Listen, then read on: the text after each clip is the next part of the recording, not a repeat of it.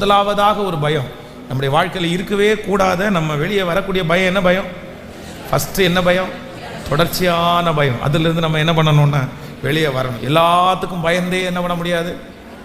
கேட்கல சொல்லுங்கள் எல்லாருமே.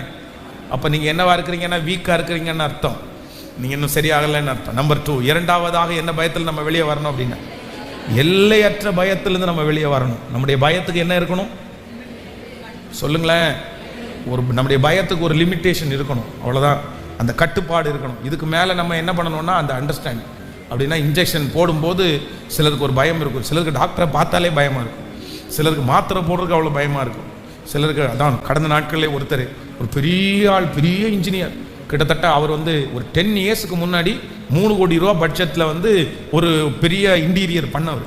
அவர் சொல்கிறார், பாஸ்டர் திடீர்னு எனக்கு இந்த முழு உடம்பையும் செக் பண்ணுறதுக்கு எம்ஆர்ஐ ஸ்கேன் இல்லை, அது ஒரு பெரிய மிஷின், அதுக்குள்ளே வச்சு தள்ளுவாங்களாமே, உள்ளே கொண்டு போவாங்களாமே. அதை பார்த்த உடனே பயந்து வேர்த்து நாக்கெல்லாம் வறண்டு போய் அவங்க கேட்கலாம், சார் என்ன சார் என்ன சார்னு கேட்டாங்க.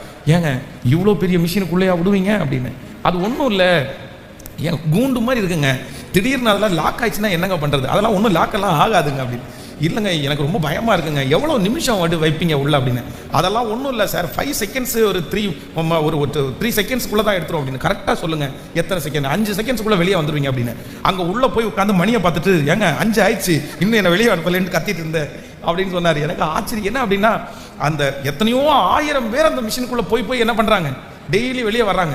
ஆனால் இவருக்கு அந்த மிஷின் பார்த்த உடனே என்ன சவப்பட்டிக்குள்ளே கொண்டு போகிற மாதிரி என்ன கொண்டு போகிறீங்க அப்படின்னு நான் கேட்டு பயந்து ஒரு வழி ஆகி, பாஸ்டர் எனக்கு பிபியே ரைஸ் ஆகி போச்சு, என்னால் ஒன்றுமே பண்ண முடியல, வாழ்க்கையில் அந்த ஹாஸ்பிட்டலுக்கு மட்டும் போகவே கூடாது பாஸ்டர், இனி கத்தர் அப்படியெல்லாம் அனுமதிக்கக்கூடாது, புலம்பிட்டே இருந்தார். காரணம் என்ன அப்படின்னு சொன்னால், ஒரு காரியத்தை குறித்து என்ன பயம் அப்படின்னு சொன்னால், சிலருக்கு எல்லையை தாண்டிய பயம். ஆமேன்னு சொல்லுங்கள்.